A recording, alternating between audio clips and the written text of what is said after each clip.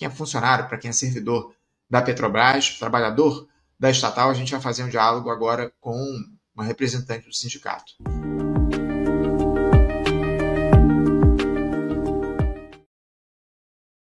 Vou cumprimentar aqui já, nos aguardando do outro lado da tela, a diretora do Sindicato dos Petroleiros do Rio de Janeiro, o Sindipetro RJ, Ana Paula Baião. Ana Paula, bom dia. Bom dia a todas e todos que estão assistindo o programa. É sempre um prazer estar aqui no Faixa Livre. Mais uma vez, obrigada pelo convite. Prazer sempre nosso recebê-la aqui. Quero agradecer demais a tua disponibilidade para fazer esse papo conosco, Ana, ainda mais sobre um tema de extrema importância para os trabalhadores da Petrobras, né? Essa novela em torno do teletrabalho, uma estatal que segue, infelizmente, ainda não houve um consenso entre os trabalhadores e a empresa a respeito desse tema. Na semana passada, a Federação Nacional dos Petroleiros, FNP, teve uma reunião com a direção da Petrobras na busca por esse acordo. Parece que houve avanços aí nesse diálogo, mas a proposta da empresa ainda não contempla grupos importantes de trabalhadores foram aí colocados pela FNP. Pela proposta da Petrobras, só teriam direito a 3 dias de trabalho remoto por semana. Gestantes, também mães com filhos até 1 ano de idade, pais com filhos até 6 anos. Seria remoto também o trabalho na quinta e na sexta-feira, após a quarta-feira de cinzas. Haveria lá uma transição até o próximo dia 31 de julho para empregados que residem a uma distância de 150 quilômetros, acima de 150 quilômetros do local de trabalho, e também as pessoas com deficiência novamente foram esquecidas nessa nova proposta feita pela Petrobras. O Sindipetro Rio de Janeiro, o Ana, inclusive, segue exigindo a suspensão do termo de adesão, que vai até o próximo dia 30 de maio. A Petrobras também não disse nada sobre os descontos dos dias da greve realizada pelos trabalhadores no último mês. Ana, parece que a Petrobras segue nessa gestão da Magda Chambriard sem muito diálogo com os trabalhadores, com as federações. Eu queria saber o que é que justifica essa intransigência da empresa em relação ao teletrabalho, Ana, esse tema importantíssimo. O que é que falta para se chegar a esse acordo entre os trabalhadores e a empresa? Na verdade, o que a gente tem percebido, né, nas últimas negociações é que a Petrobras está tendo uma postura muito intransigente, né? Nós apresentamos algumas propostas, né? A proposta do movimento sindical sobre o teletrabalho é de conhecimento da empresa. Durante as mesas de negociação e as reuniões, a gente tem apresentado vários argumentos, né, para a manutenção desse regramento. Na verdade, não só a manutenção dos dias, mas a melhoria desse regramento, em especial para alguns públicos, né, como lactantes, mulheres, né, pessoas com deficiência. E a Petrobras insiste em não negociar, né? Então, eles não abrem mão do aumento dos dias. E essa proposta que eles apresentaram, inclusive, não inclui no regramento, ou seja, dentro do acordo coletivo, setores que fazem hoje teletrabalho integral, como as pessoas com deficiência, pessoas com questões de saúde, pessoas, homens e mulheres, né, empregados e empregadas, que têm filhos com deficiência inscritos no programa de atendimento especial. Então, essa é uma questão. O que justifica, né? A gente tem percebido, não só nesse tema do teletrabalho, mas também outros, como a questão da PLR, né? Que, apesar de toda a expectativa que os trabalhadores e as trabalhadoras tinham com a mudança do governo, a gente veio de um governo péssimo, né? Que era o governo Bolsonaro, enfim, nada se compara a isso, né? Então, a gente tinha os trabalhadores tinham uma expectativa de uma mudança, mas, de fato, não tem essa proposta, assim, quando questões importantes, como a questão da PLR, como a questão do teletrabalho, a Petrobras não negocia, né? Então, a forma de gestão para o lucro dos acionistas se mantém, né? Essa é a lógica que a Petrobras tem mantido em dar tudo para os acionistas e para os trabalhadores e para as trabalhadoras, reuniões e mais reuniões, e a gente tem conseguido avançar muito pouco, apesar de 2 greves que nós fizemos, 2 grandes greves, né, do administrativo, que são setores mais difíceis de se mobilizar. A gente conseguiu fazer 2 greves, conseguimos alguns avanços, mas como a extensão, que era março, agora está maio, abril, na verdade, 7 de abril, agora foi foi para maio, e que isso esteja no acordo coletivo, fruto da nossa mobilização, que nem isso a Petrobras queria fazer, né? Você citou o PLR ainda há pouco, né? Daqui a pouquinho a gente vai falar um pouquinho a respeito dessa questão envolvendo o PLR. Agora, o teletrabalho, diz aqui para a gente, por favor, Ana, o teletrabalho, chamado trabalho remoto, traz tantos prejuízos assim à empresa exigir a retomada dos trabalhos presenciais pelos profissionais, pelos trabalhadores dos setores administrativos. É tão ruim assim para a Petrobras a manutenção desses 3 dias de teletrabalho, como vocês do sindicato pedem, enfim, diante dessa negociação? A Petrobras, a empresa, tem prejuízos por conta desse trabalho remoto? Nós fazemos esse questionamento à empresa. Haverá prejuízos? Na nossa avaliação, a partir dos dados que a gente tem, pelo contrário, a Petrobras ainda consegue lucrar, né? Primeiro que a produtividade da Petrobras tem crescido ao longo dos anos, mesmo com o teletrabalho, né? O teletrabalho ajuda na diminuição dos custos administrativos, quanto que ela gasta de luz, né? Quanto que ela gasta de ter prédios, ou seja, você consegue diminuir a quantidade de espaço que ela precisaria para colocar os trabalhadores e as trabalhadoras de forma presencial. Então, pelo contrário, né? Na avaliação, a partir dos dados que a gente tem disponível, a Petrobras teria, na verdade, um lucro nessa manutenção. O que a gente questiona a empresa? Assim, quais são os argumentos? Por quê? Por que ela quer aumentar os dias de trabalho presencial? Quais seriam as justificativas? Uma justificativa que, né, já saiu nos jornais, é a questão da especulação imobiliária, da pressão para a ocupação do centro do Rio de Janeiro, né? A outra é sobre o controle dos trabalhadores, o aumento do controle, né, sobre os trabalhadores e as trabalhadoras. Então, mas assim, a gente não tem nenhum argumento baseado em dados, produtividade, pelo contrário, né? Tem diminuído o número de afastamentos, ou seja, a saúde dos trabalhadores, em especial a saúde mental, tem melhorado. A Petrobras tem diminuído, né, as suas taxas de emissão de carbono, também porque diminui a quantidade de trabalhadores e trabalhadoras circulando no Rio de Janeiro. Então, assim, são vários argumentos da perspectiva do capital que a gente tem.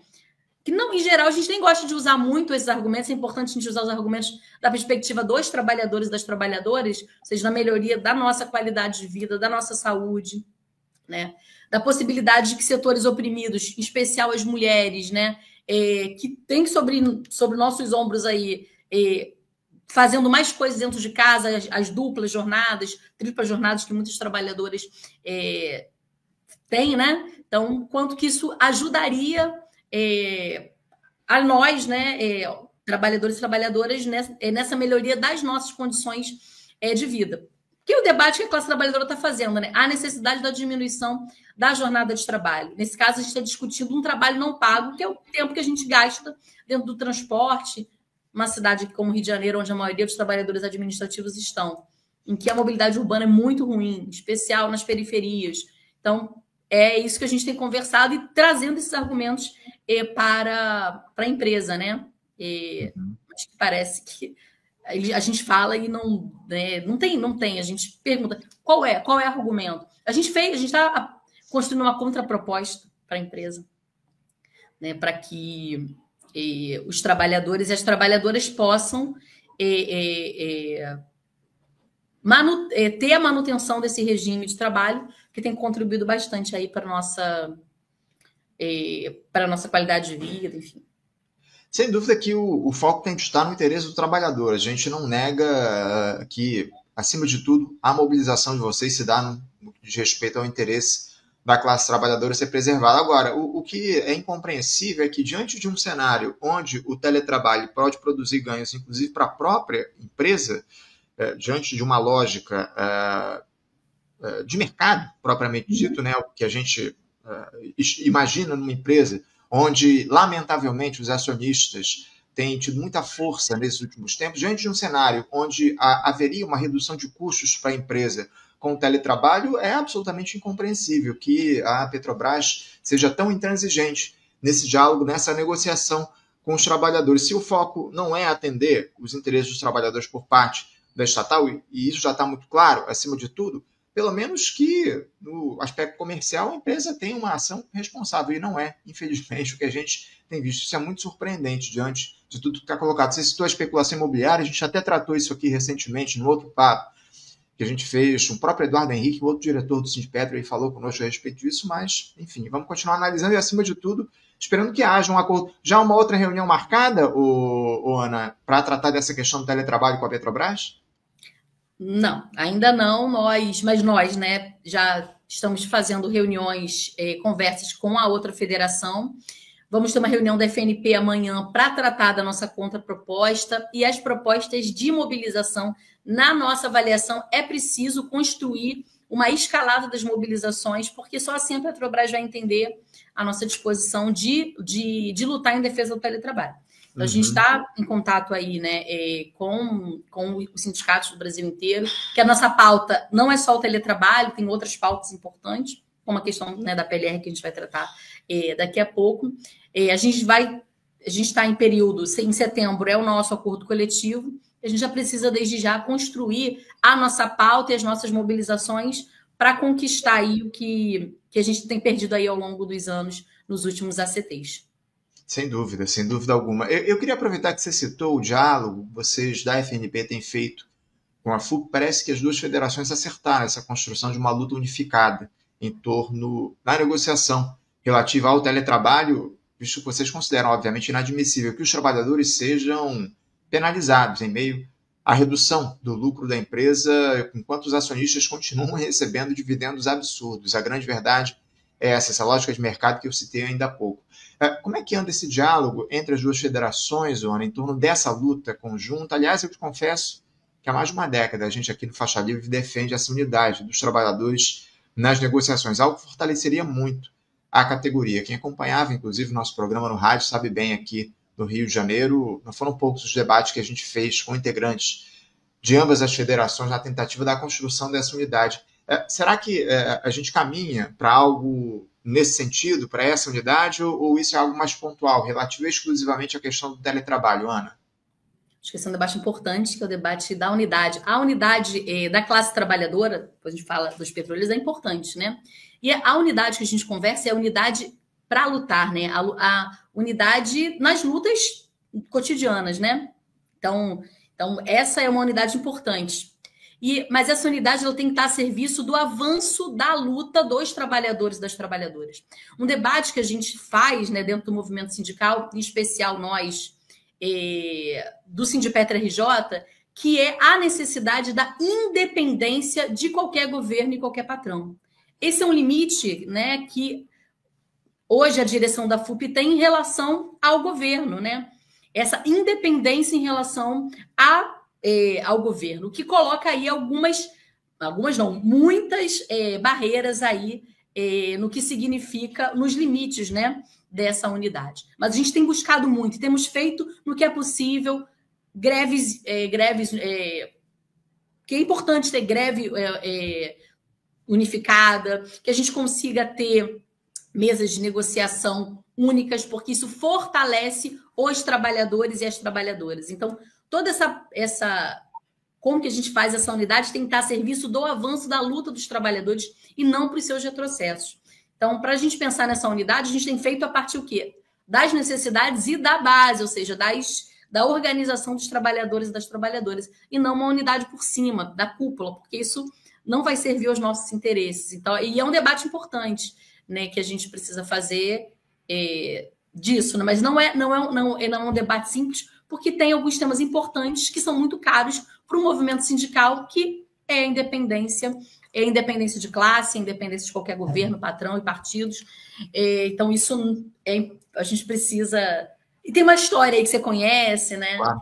Em relação a esse debate que a gente está fazendo. Vai ter congresso do Sindipetro RJ no próximo sábado, e esse com certeza... Vamos falar sobre isso, inclusive, daqui a pouquinho, viu, Ana? Aproveitar que você citou, daqui a pouquinho a gente vai trazer esse congresso para ser realizado aqui no Rio de Janeiro. Em relação ao PLR agora, Ana, parece que ainda não há, então, um acordo relativo à participação aí dos lucros, dos resultados da Petrobras por parte dos trabalhadores. Essa era outra frente de negociação aí de vocês com a empresa. Como é que anda esse diálogo? O que é que a Petrobras tem feito nesse sentido? Os trabalhadores têm conseguido fazer uma discussão nos moldes em que as federações ou os trabalhadores têm colocado, porque vocês levariam, inclusive, uma proposta para o PLR para a empresa. Vocês fizeram estudos a respeito disso? Como é que anda esse diálogo a respeito do PLR?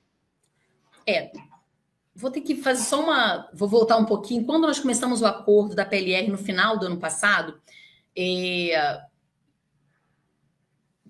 nós tínhamos lá os indicadores, né, para que a gente tivesse 100%, atingisse 100%, né, do que poderia ser, porque é isso, ó, se atingir todas essas metas, vocês vão ganhar 100% da PLR, senão tinha toda uma tabela de percentual.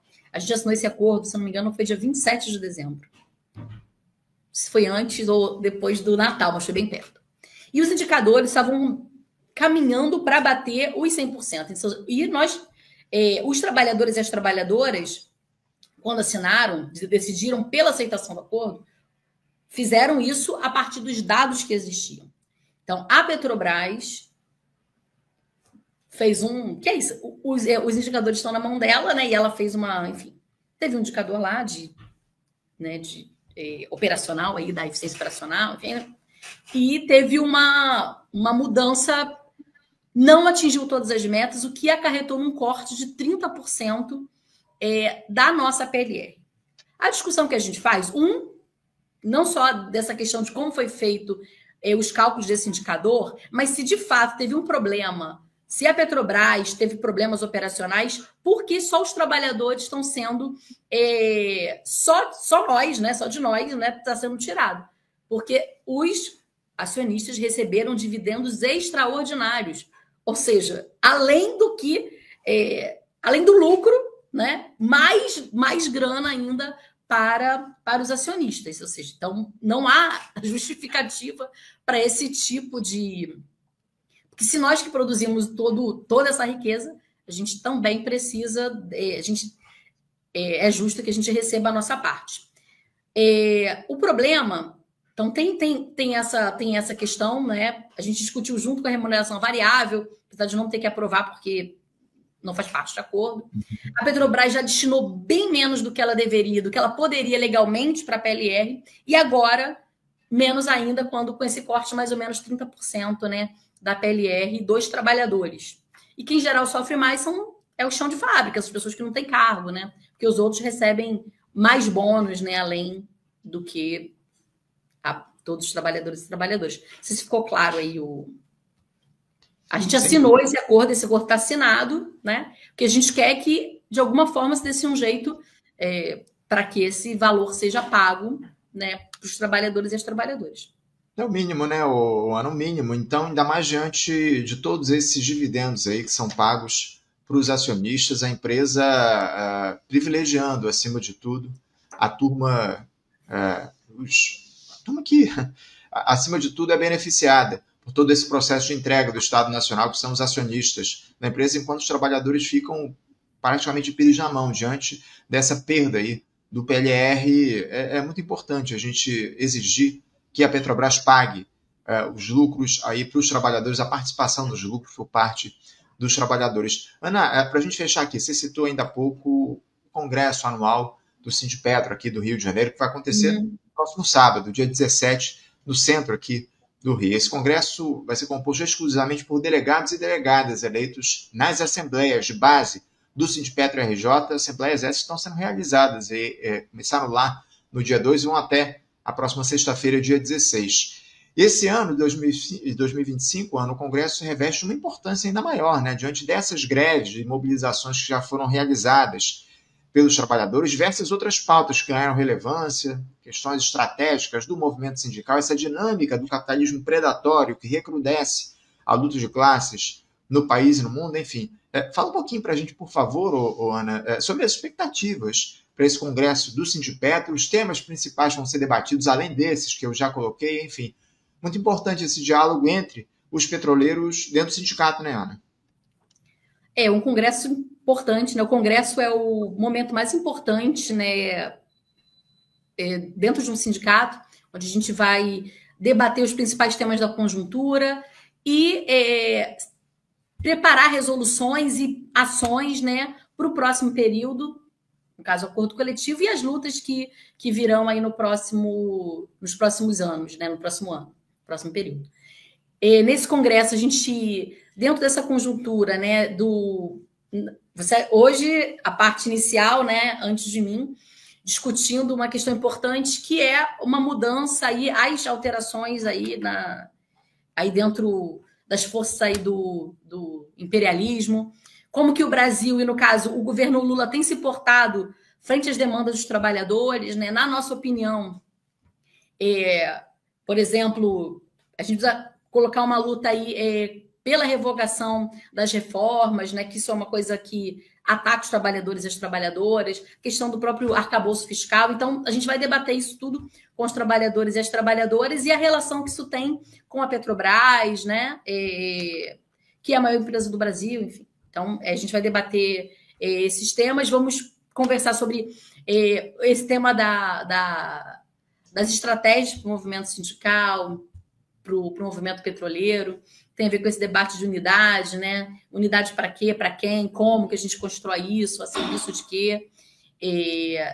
E as pautas para o acordo coletivo e a construção dessas mobilizações em defesa não só do teletrabalho, né, mas dos outros temas aí, como eu falei, a questão da PLR, a questão de SMS, ou seja, segurança dentro das unidades. A gente tem uma pauta grande aí para o próximo período e esse é o momento, na nossa opinião, da gente conseguir avançar em algumas demandas aí no nosso ACT. A gente precisa garantir agora, né? Então, isso vai depender muito da nossa mobilização, porque a postura da empresa tem sido... a gente fica brincando de escuta ativa. Ela escuta, mas não faz nada do que a gente... Assim, né? Então, a gente fica só falando, e a gente precisa de alterações aí no modelo de gestão para os trabalhadores, né? Que seja revertido para os trabalhadores e trabalhadoras, e também, no caso, não só os próprios, mas os terceirizados aí que estão numa situação de contratos ruins, mortes, aí que você, né, infelizmente, vários óbitos nas instalações da Petrobras. Uhum. É isso. A última negociação do Acordo Coletivo de Trabalho se deu há 2 anos, se eu não estou enganado, não é isso, Ana? E agora vocês vão retomar aí o diálogo para um acordo. Também vai ser, vocês pretendem fazer esse acordo aí, ou construir esse acordo também para um biênio, ou a ideia é que esse acordo tenha validade de 1 ano? Isso vai depender das nossas mobilizações. Em geral, os acordos têm sido de 2 anos. Isso foi uma mudança... Aí a gente poderia até fazer o balanço do que foi isso, mas é uma mudança, na nossa opinião, uma mudança ruim, né? Porque por 2 anos, a gente não consegue... A gente só... Inclusive, até o aumento no salário, ele já é determinado pelo acordo, né? Então, ele não tem a ver com as lutas e as nossas mobilizações, mas possivelmente vai ser por 2 anos, né? Então, ser 25 até o 27, né? Então, possivelmente, vamos ver o que a gente consegue construir, né? A partir dessas mobilizações, a gente está num movimento de ascenso aí da luta dos trabalhadores e das trabalhadoras petroleiras, e a gente precisa aproveitar isso para arrancar, né, da Petrobras algumas mudanças, algumas melhorias no nosso acordo. É isso, acima de tudo. É um momento, acima de tudo, para que vocês façam esse diálogo no congresso que vai ser realizado no próximo sábado.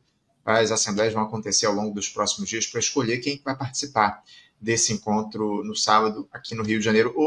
Ana, para a gente encerrar aqui, eu recebi uma pergunta aqui, não sei nem se você pode falar um pouco a respeito disso, mas eu vou colocar aqui na tela um questionamento da Helena. Ela pergunta aqui o seguinte: se for possível fazer um comentário sobre a retomada das refinarias privatizadas do Amazonas e da Bahia, as 2 estratégias para a região Norte e Nordeste. Ela conclui aqui dizendo o seguinte: as refinarias Isaac Sabá, Amazonas, a única da região Norte, e a refinaria Landulfo Alves, da Bahia, Relan, na região Nordeste. Você pode falar alguma coisa a respeito dessa estratégia de vocês, do Sindipetro, em relação às refinarias? Então, primeiro, acho que essa é uma luta muito importante, uma luta que é pela retomada de todos os ativos que foram vendidos. Essa é uma bandeira do Sindipetro RJ e da FNP, que, por exemplo, todo o dinheiro que foi dado para os acionistas, a gente poderia ter comprado, que nem precisaria comprar, que a gente já vendeu barato, comprado todos os ativos que foram vendidos. A Relan poderia voltar a ser Petrobras, né? Por exemplo. A BR poderia voltar a ser da Petrobras. Só que não é a política que o governo Lula tem implementado. Antes a gente estava discutindo lá como é que vai ser, né, a retomada relâmpago. Até agora isso não avançou. Não avançou porque, na nossa opinião, a Petrobras segue sendo administrada e gestada para os acionistas externos e para o imperialismo, assim, né? Para que a maioria desses acionistas que levaram bilhões e bilhões nem aqui no Brasil estão. Então, assim, a gente precisa retomar, porque esse é um patrimônio dos brasileiros e das brasileiras, o processo de a gente romper essa lógica de a gente só ficar vendendo petróleo cru e exportando petróleo refinado. A gente só vai resolver se a gente tiver refinarias aqui no Brasil, refinarias sob o controle, né, estatais, né? Então, essa luta ela é importantíssima para todo debate estratégico que nós precisamos fazer, né, para o Brasil. Então, essa é uma luta, mas que, de fato, o governo nem tem acenado. Essa história aí, ninguém nem fala mais nisso. Mas é importante, como a companheira Helena trouxe, esse debate e essa luta, né, que a gente consiga envolver não só os petroleiros e as petroleiras, mas aí todos os trabalhadores, né, para poder lutar conosco aí em defesa dessa Petrobras 100% estatal e pela retomada de todos os ativos vendidos, que são nossas riquezas aí que estão na mão do imperialismo. Enfim. Acho que é isso. É isso, não, eu não sei, eu te confesso que eu não sei como é que está nesse momento, mas o fato é que a gente tinha lá na Bahia, por conta da privatização da entrega da RLAM, a Bahia tinha os combustíveis mais caros do país. Eu não sei se ainda é isso nesse momento, eu não tenho acompanhado muito de perto, mas por conta justamente disso, da refinaria Landulfo Alves, a RLAM ter sido privatizada, a Bahia tinha os preços dos combustíveis mais altos do país, uma situação inaceitável. Quem acaba sofrendo, acima de tudo, é a base da classe trabalhadora, que precisa desses combustíveis, desses derivados de petróleo, a preços acessíveis, e lamentavelmente não é o que a gente tem diante dessa entrega que aconteceu, e é mais do que fundamental a defesa da retomada dessas refinarias, retomada da soberania nacional acima de tudo. É isso que está em jogo quando a gente fala da estatização ou da reestatização dessas empresas aí que foram entregues por governos anteriores, mas, lamentavelmente, não é o que o governo Lula tem feito, esse diálogo. A gente precisa cobrar, ficar em cima, e seguiremos aqui no nosso programa, já agradecendo a tua participação, viu, Ana? Muito obrigado pela tua presença aqui com a gente. Obrigada, eu que agradeço. Faixa Livre, para falar um pouco sobre os temas importantes, e em breve, certamente, a gente vai voltar, porque esse tema do teletrabalho ainda tem muito pano para manga, e a gente vai voltar a fazer o diálogo quando esse acordo for atingido, for alcançado, porque o que está em questão, acima de tudo, é o interesse dos trabalhadores da Petrobras, que nesse momento tem sido aviltado diante da intransigência da empresa. Muito obrigado, viu, Ana, pela tua presença aqui mais uma vez, e uma boa semana para você.